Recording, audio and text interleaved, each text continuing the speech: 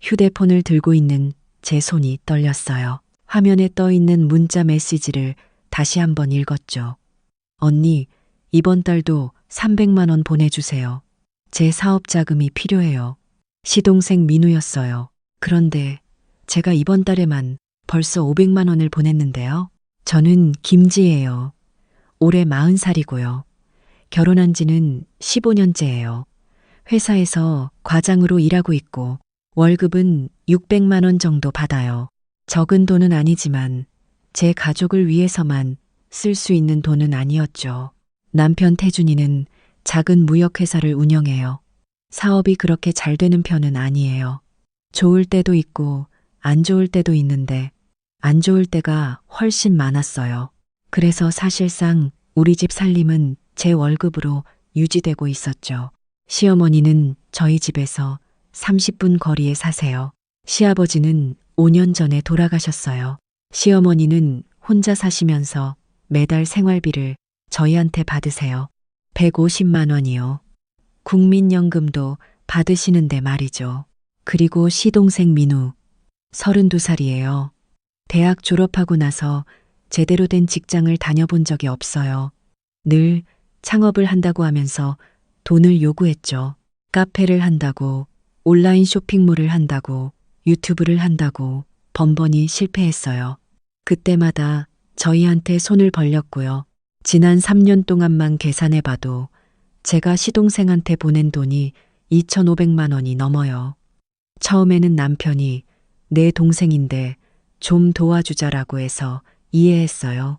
하지만 점점 그 빈도가 잦아지고 금액도 커지고 그런데 더 큰 문제가 있었어요. 어느 날 저녁 시어머니한테서 전화가 왔어요. 지혜야, 내일 우리 집에 좀 들러라. 할 말이 있다.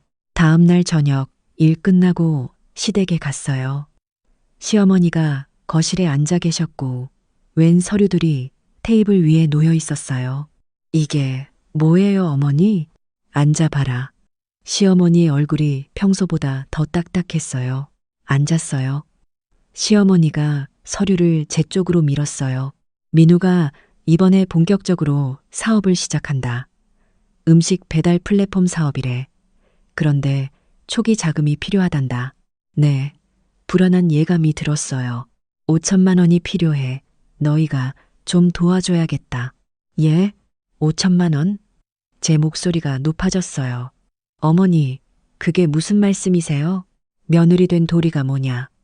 시동생 돕는 게 당연한 거 아니냐? 네가 월급도 많이 받잖아. 어머니, 저희한테도 애가 둘이나 있어요. 대학 등록금도 모아야 하고. 애들 등록금? 그건 나중 일이고 지금 민우가 급한 거야. 이번 사업 성공하면 다 갚을 거야. 다 갚을 거라고요? 지난번에도 그 전에도 똑같은 말을 했어요. 하지만 한 푼도 돌려받지 못했죠. 어머니, 죄송하지만 이번에는 어려울 것 같아요. 너무 큰 금액이에요. 시어머니의 얼굴이 굳었어요. 뭐? 지금 시동생 사업을 방해하겠다는 거야? 그게 아니라 내가 평소에 너한테 잘해줬지. 명절 때마다 선물도 주고 애들 용돈도 주고 이제 너희가 도와줄 차례 아니야? 제 가슴이 답답했어요. 명절 선물이요? 그것도 제 돈으로 산 거였어요. 애들 용돈이요? 10만 원씩 주시면서 마치 큰 돈을 주시는 것처럼 행동하셨죠. 집에 돌아와서 남편한테 말했어요. 남편은 한숨을 쉬었어요. 여보, 우리 엄마 말도 틀린 건 아니야. 민우가 이번에 정말 열심히 준비했대. 사업 계획서도 다 만들었다고 하고. 여보, 우리가 지금까지 민우한테 얼마를 보냈는데요? 그래도 내 동생인데 이번에는 좀 다를 것 같아. 항상 똑같은 말이었어요. 그날 밤 잠을 이룰 수가 없었어요. 15년 동안 참아왔던 모든 게 떠올랐어요. 결혼 초 시어머니가 며느리는 시집 식구들 챙기는 게 당연하다면서 매달 용돈을 요구하셨어요. 처음엔 50만 원이었어요. 그런데 점점 늘어서 지금은 150만 원이에요. 시동생은 늘 형수가 돈 많이 버니까 하면서 수시로 손을 벌렸어요. 취직 축하금, 면접비, 데이트 비용, 차 할부금. 남편은 내 가족인데 어쩌겠어. 좀 도와줘야지 하면서 늘 자기 가족 편만 들었어요. 저는 회사에서 아침 9시부터 저녁 7시까지 일했어요. 집에 오면 저녁 준비하고 아이들 숙제 봐주고 빨래하고 주말에는 시댁에 가서 청소하고 음식 만들었어요. 시어머니는 한 번도 고맙다, 수고했다 말씀하신 적이 없었어요. 오히려 이게 며느리 도리라고 하셨죠. 제 친정 부모님은 어떻게 하셨을까요? 아버지는 70살이신데도 택시를 운전하세요. 어머니는 식당에서 일하세요. 저는 부모님한테 한 푼도 드리지 못했어요. 제 돈은 다 시댁으로 가버렸으니까요. 다음 날 아침 출근 준비를 하는데 남편이 말했어요. 여보, 그냥 5천만 원 마련해주자.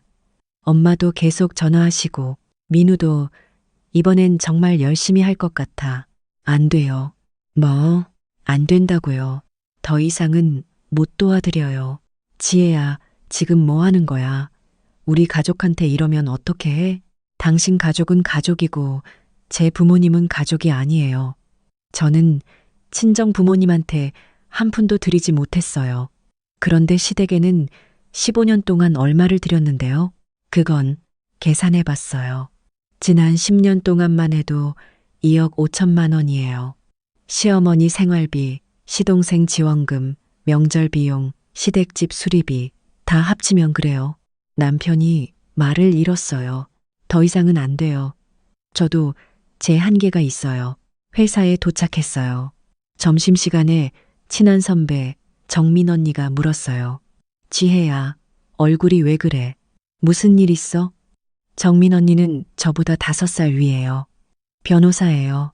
대학 동기였는데 졸업 후에도 계속 연락하며 지냈어요. 언니는 이혼 전문 변호사거든요. 사연을 다 말했어요. 언니는 커피를 마시며 조용히 듣다가 입을 열었어요. 지혜야, 너 지금 당장 증거를 모아야 해. 증거요? 그래. 지금까지 시댁에 보낸 돈 다 증거를 확보해. 통장 내역, 이체 내역, 카드 명세서 다 뽑아봐. 그리고 앞으로 시어머니나 시동생이 전화하면 다 녹음하고 문자 메시지도 다 캡처해둬. 왜요? 만약의 경우를 대비해서 이혼할 수도 있잖아. 이혼이요? 저는 아직 이혼까지 생각해 본 적은 없었어요. 아니면 최소한 재산 분할 때문에라도 필요해. 너희 남편 재산이 얼마야? 거의 없어요. 회사가 빚만 있고.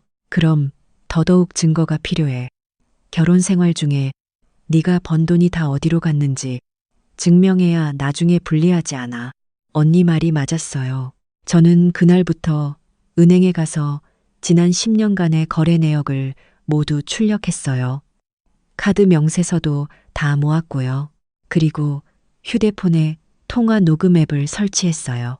다음 날 저녁 시어머니한테서 전화가 왔어요. 지혜야, 생각해봤어? 어머니, 죄송하지만 이번에는 어려워요. 뭐? 지금 시동생 인생을 망치겠다는 거야? 녹음 버튼을 눌렀어요. 어머니, 저희도 형편이 어려워요. 애들 교육비도. 교육비? 그까짓 거 나중에 버는 돈으로 내면 되지. 지금 민우가 급한 거야. 5천만 원만 빌려줘. 나중에 갚을게. 어머니, 지난번에도 그렇게 말씀하셨잖아요. 뭐, 지금 나한테 그런 식으로 말하는 거야? 내가 너한테 얼마나 잘해줬는데? 어머니가 저한테 잘해주신 게 뭐가 있나요? 전화기 너머로 숨소리가 거칠어졌어요. 뭐라고? 지금 은혜를 모르는 거야? 내가 너를 며느리로 받아준 것만도 감사해야지. 제가 15년 동안 어머니한테 드린 돈만 계산해도 돈? 돈 이야기를 하는 거야? 가족끼리 그런 걸 따지는 거야? 그럼 왜 자꾸 저한테 돈을 요구하세요? 이 버릇없는 것이. 당장 태준이한테 전화해봐라. 전화가 끊어졌어요. 제 손이 떨렸지만 녹음 파일은 안전하게 저장되어 있었어요. 10분 후 남편한테서 전화가 왔어요. 여보, 엄마한테 뭐라고 한 거야? 엄마가 지금 완전히 화나셨어. 사실대로 말했어요. 무슨 사실? 더 이상 돈을 드릴 수 없다고요. 지혜야, 제발 좀. 엄마가 지금 울고 계셔. 내가 뭐라고 해야 할지 모르겠어. 그럼 당신이 5천만 원 마련하세요. 내가 어디서 그 돈을. 저도 마찬가지예요. 그날 밤 남편은 집에 늦게 들어왔어요. 술 냄새가 났어요. 아무 말도 하지 않고 침대에 누웠어요. 다음 날부터 시어머니, 시동생, 심지어 시댁 친척들한테서도 전화가 오기 시작했어요. 다들 저를 나쁜 사람 만들었어요. 며느리 도리도 모른다. 가족을 팽개친다. 돈만 밝힌다. 모든 통화를 녹음했어요. 모든 문자를 캡처했어요. 정민 언니한테 다시 연락했어요. 언니는 파일들을 보고 나서 말했어요. 좋아. 이 정도면 충분해. 그런데 지혜야, 너 진짜로 이혼할 생각이야? 모르겠어요. 하지만 이대로는 못 살겠어요. 그럼 내가 전략을 하나 짜줄게. 전략이요? 응. 지금 너희 시댁 사람들이 계속 전화하고 문자 보내지? 그거 그대로 놔둬. 계속 받고, 계속 녹음하고, 계속 캡처해. 증거를 더 쌓는 거야. 지금 너희 시댁 사람들이 계속 전화하고.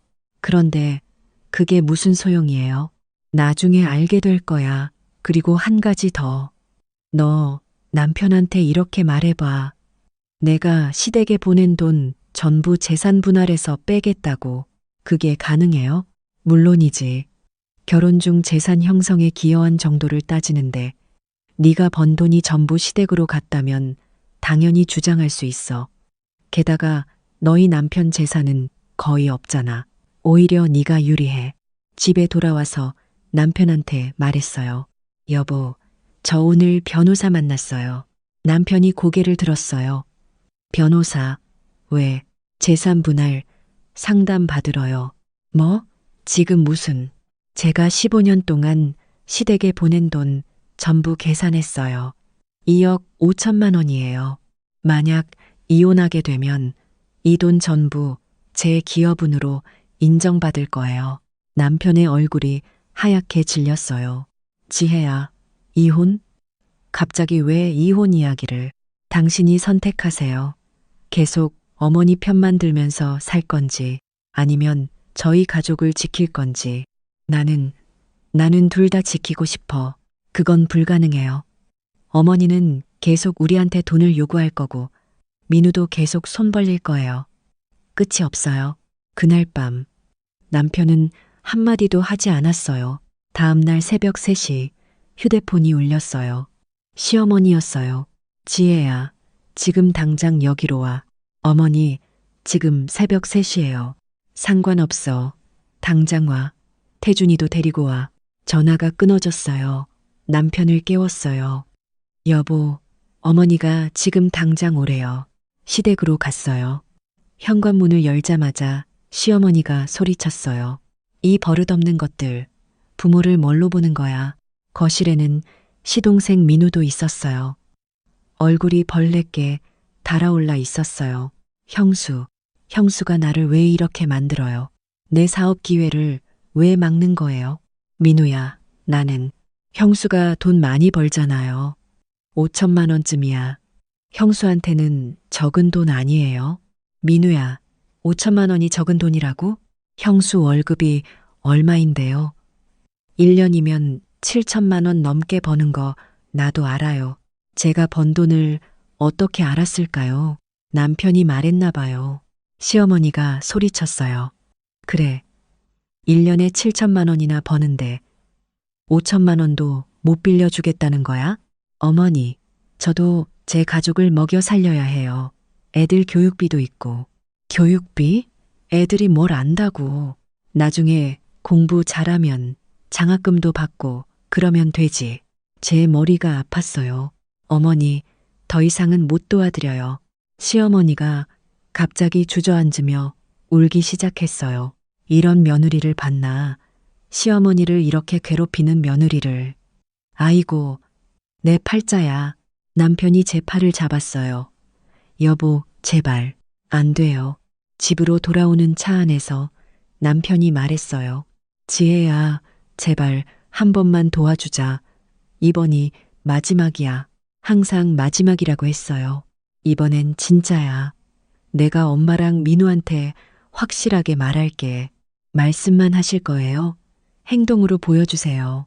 어떻게? 앞으로 시어머니 생활비 150만 원에서 50만 원으로 줄이세요. 그리고 민우한테는 한 푼도 안 줄 거예요. 그건 엄마가 혼자 사시는데 50만 원으로는 연금 받으시잖아요. 충분해요. 그날부터 정말 전쟁이 시작됐어요.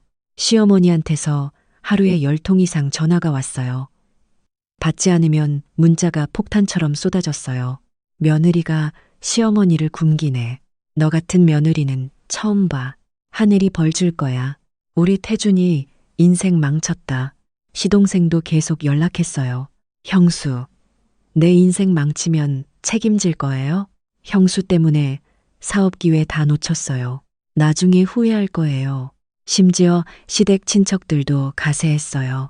고모, 이모, 사촌들, 다들 저를 나쁜 사람으로 만들었어요. 모든 통화를 녹음했어요. 모든 문자를 캡처했어요. 일주일 후 파일이 150개가 넘었어요. 정민 언니한테 보여줬어요. 언니가 고개를 끄덕였어요. 완벽해. 이 정도면 법정에서 충분히 인정받을 수 있어. 그런데 지혜야, 이제 네가 결정해야 해. 정말로 이혼할 거야? 잘 모르겠어요. 하지만 뭔가 확실하게 변하지 않으면 그럼 남편한테 최후 통첩을 해봐. 오늘 밤에 집에 돌아왔어요. 남편이 소파에 앉아 있었어요. 여보, 우리 얘기 좀 해요. 응, 저 결정했어요. 2가지 선택지를 드릴게요. 남편이 고개를 들었어요. 첫 번째, 당신이 어머니랑 민우한테 확실하게 선을 그어요. 앞으로 어떤 경우에도 우리 재산에서 돈을 들이지 않는다고요. 그리고 우리 부부는 새 출발을 해요. 그리고 2번째는 이혼이요. 남편의 얼굴이 창백해졌어요. 지혜야, 너무하잖아. 저는 15년 동안 참았어요. 더 이상은 못 참아요. 선택하세요. 그날 밤 남편은 아무 말도 하지 않았어요. 다음 날 남편이 회사에 휴가를 냈어요. 시댁으로 갔다고 문자가 왔어요. 저녁이 되어서야 남편이 돌아왔어요. 얼굴이 지쳐 보였어요. 엄마랑 얘기했어. 그래서요? 엄마가 처음엔 완전히 화내셨어. 나를 배은망덕한 자식이라고 하시고. 그런데 내가 이혼 이야기를 꺼냈더니, 그랬더니요, 조용해지시더라. 그리고 한참 있다가 말씀하셨어. 그래, 알았다. 앞으로는 내가 알아서 살게라고. 정말요? 응, 그리고 민우한테도 말했어. 앞으로 우리한테 손 벌리지 말라고, 스스로 해결하라고.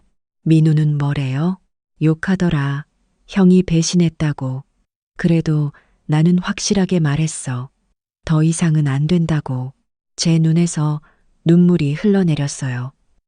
기쁜 눈물이었어요. 하지만 그날 밤 11시 휴대폰이 울렸어요. 시어머니였어요. 받지 않았어요. 그런데 계속 울렸어요. 1번, 2번, 3번. 자정이 넘어가자 시동생한테서도 전화가 왔어요. 역시 받지 않았어요.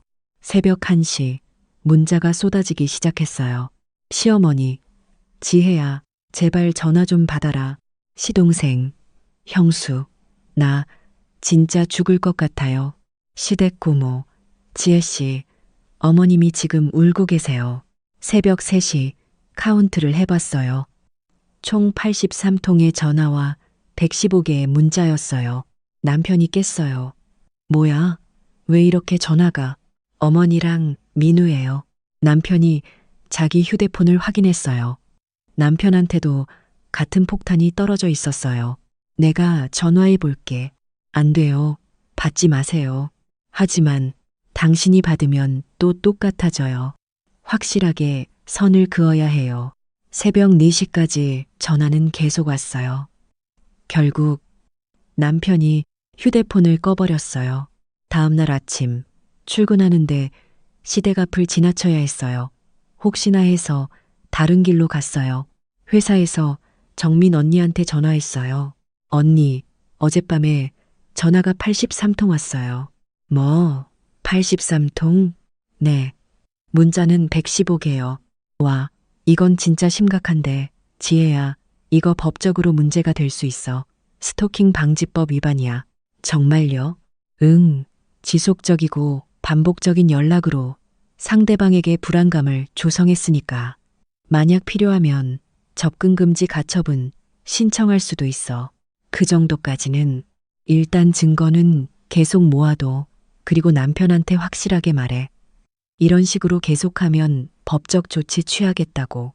저녁에 남편한테 말했어요. 남편이 한숨을 쉬었어요. 내가 엄마한테 다시 얘기해 볼게. 다음 날 남편이 또 시댁에 갔어요. 저녁 늦게 돌아왔는데 얼굴이 완전히 상해 있었어요. 어떻게 됐어요? 엄마가 병원에 입원하셨어. 뭐라고요? 스트레스 때문에 혈압이 올라가셨대. 의사가 며칠 입원해야 한다고. 제 가슴이 철렁했어요. 하지만 정민 언니 말이 떠올랐어요. 흔들리면 안 돼. 그게 그들의 전략이야. 그래서요? 그래서 병원비가 필요하대. 얼마요? 200만 원. 안 돼요. 지혜야, 엄마가 병원에 입원하셨는데 그건 어머니 건강보험으로 처리하면 돼요. 200만 원까지 필요 없어요. 하지만 저도 어머니가 건강하셨으면 좋겠어요. 하지만 이건 또 다른 핑계예요. 시작하면 끝이 없어요. 남편은 아무 말도 하지 못했어요. 그날 밤부터 다시 전화가 시작됐어요. 이번엔 시댁 친척들이 총동원됐어요. 고모, 지혜씨, 어머님이 입원하셨는데 병문안도 안 와요? 큰아버지, 며느리가 시어머니 병원비도 안 대준다며? 이모, 지혜씨 부모님은 딸을 어떻게 키우신 거예요? 제 친정 부모님한테까지 전화가 갔어요. 어머니한테서 전화가 왔어요. 지혜야, 시댁에서 전화 왔는데 무슨 일이니? 엄마, 걱정 마세요. 제가 처리할게요. 하지만 시어머니가 입원하셨다는데. 엄마, 괜찮아요. 이건 시댁의 전략이에요. 전략? 모든 걸 말했어요. 15년 동안 있었던 일들을요. 어머니가 한참 조용히 계시다가 말씀하셨어요. 지혜야, 엄마가 미안하다. 그동안 몰랐어. 네가 그렇게 힘들었는지. 엄마, 지혜야, 엄마 말 잘 들어. 절대 흔들리지 마. 네가 지금 하는 게 맞는 거야. 엄마도 그렇게 생각하세요? 그럼 며느리 도리가 뭐가 중요해? 네 인생이 제일 중요한 거지. 더 이상 당하고만 살지 마. 전화를 끊고 나서 한참 울었어요. 어머니의 지지가 그렇게 큰 힘이 될 줄 몰랐어요.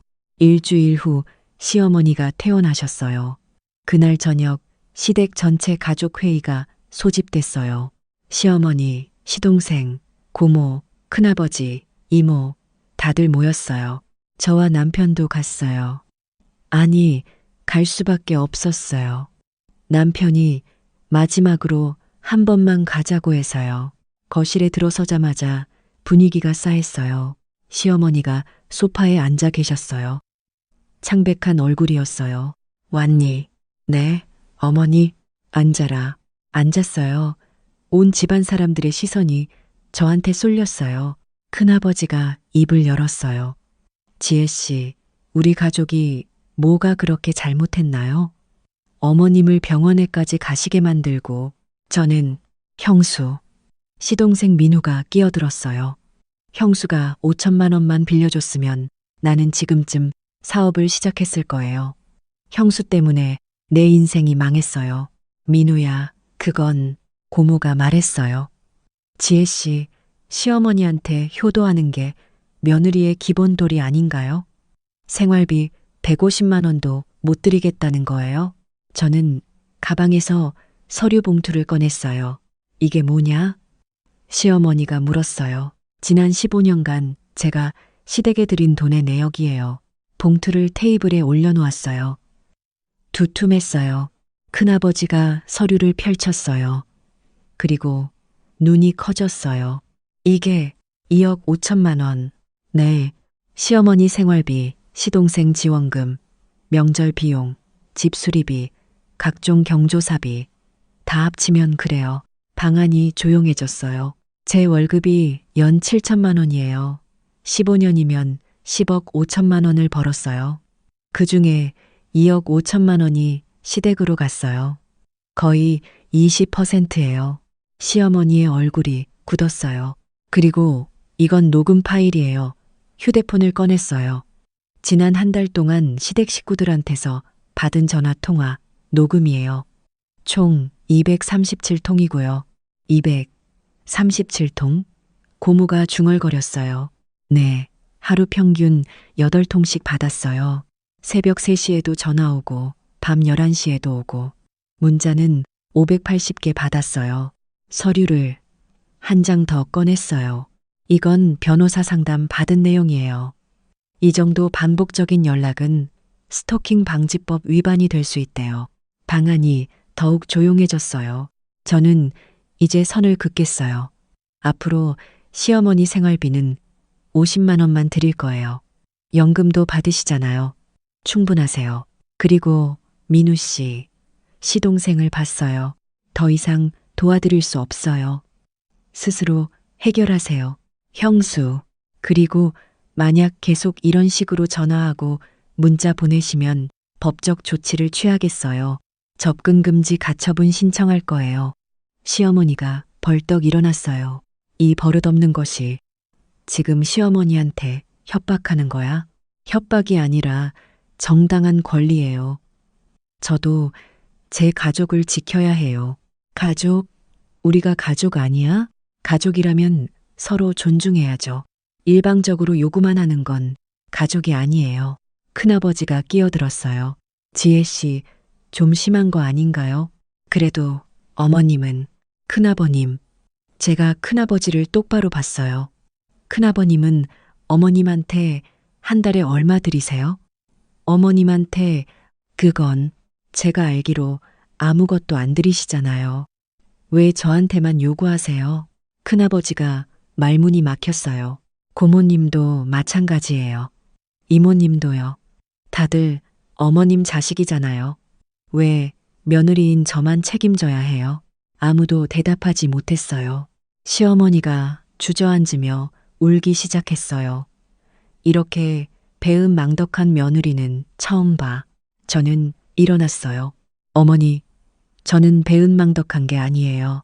15년 동안 최선을 다했어요. 하지만 이제는 제 한계예요. 저도 제 인생을 살고 싶어요.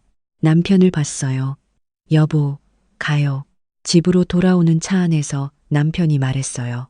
여보, 너 오늘 정말 대단했어. 그래요? 응. 나는 못했던 말을 네가 다 했어. 미안해. 뭐가 미안해요?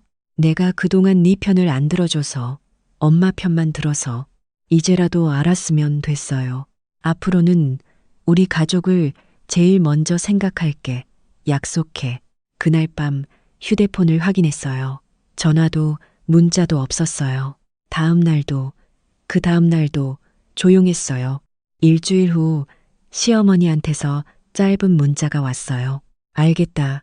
앞으로는 내가 알아서 살겠다. 50만 원만 보내라. 시동생한테서도 문자가 왔어요. 형수, 나 취직했어요.